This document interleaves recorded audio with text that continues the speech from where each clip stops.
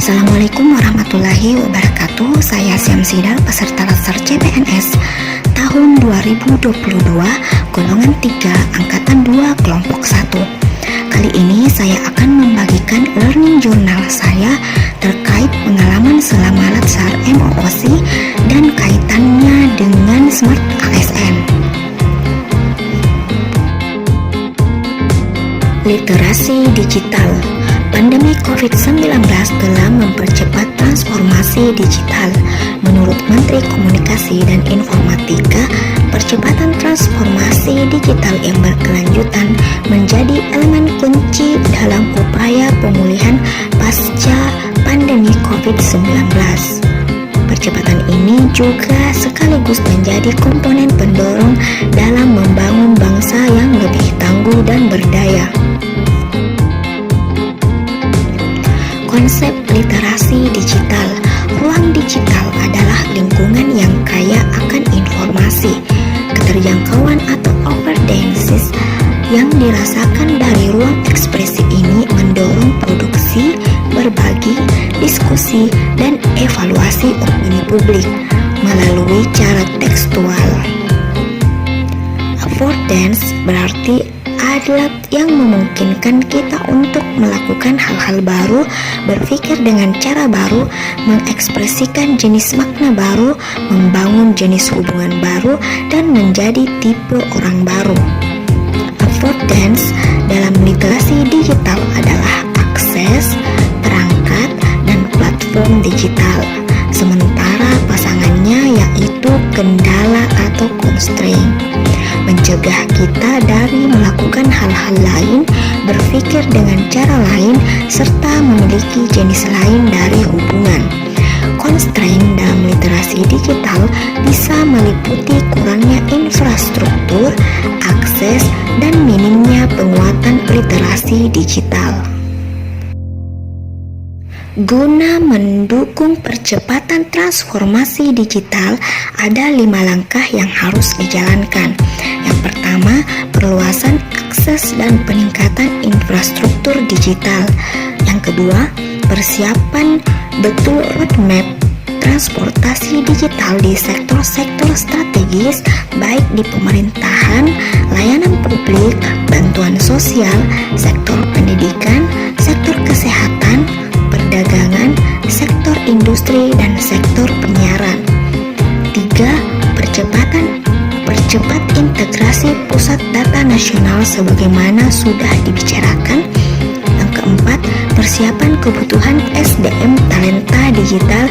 Dan yang terakhir, persiapan terkait dengan regulasi, skema-skema, pendanaan, dan pembiayaan transformasi digital dilakukan secepat-cepatnya.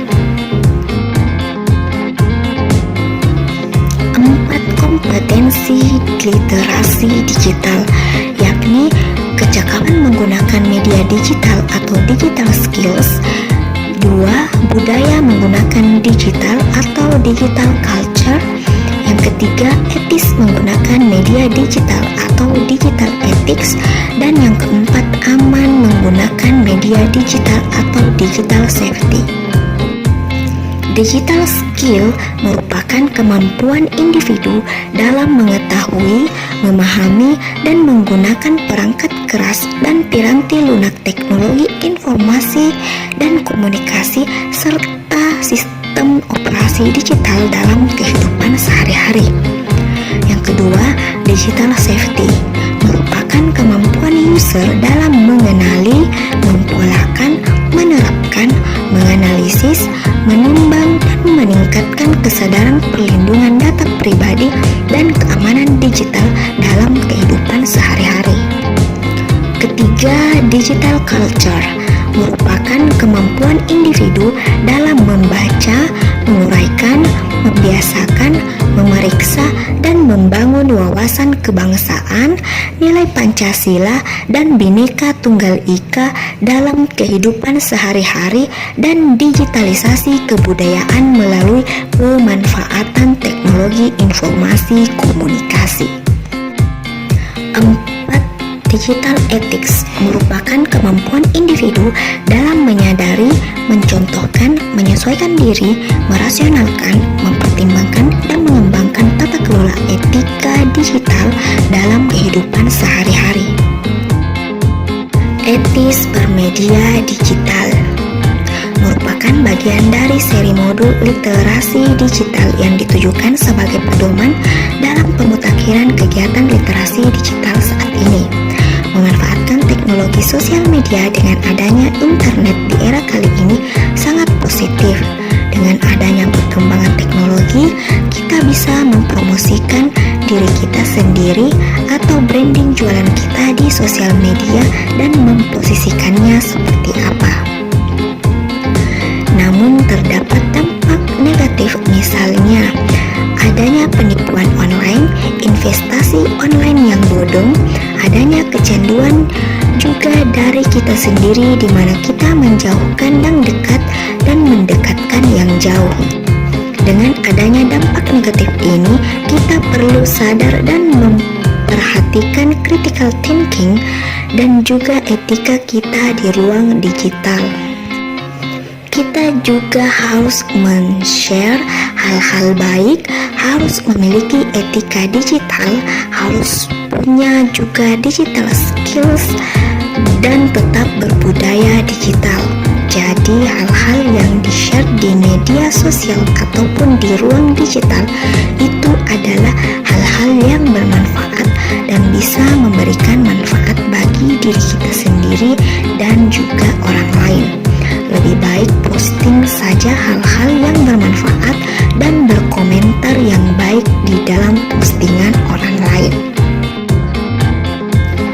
Yang terakhir, keamanan digital. Secara umum, keamanan digital dapat dimaknai sebagai sebuah proses untuk memastikan penggunaan layanan digital, baik secara daring maupun luring, dapat dilakukan secara aman dan nyaman. Tidak hanya untuk mengamankan data yang kita miliki, melainkan juga melindungi data pribadi yang bersifat rahasia.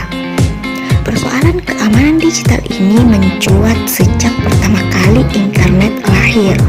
Sifatnya yang menghubungkan antara pengguna secara langsung dan bersifat global membuat keamanan data menjadi salah satu perhatian serius karena kontrol keamanan data pengguna otomatis berada di tangan masing-masing pengguna internet. Penyedia layanan internet maupun platform digital hanya bisa menyediakan fasilitas untuk membantu mengamankan data, tetapi kontrol utama tetap ada pada masing-masing pengguna.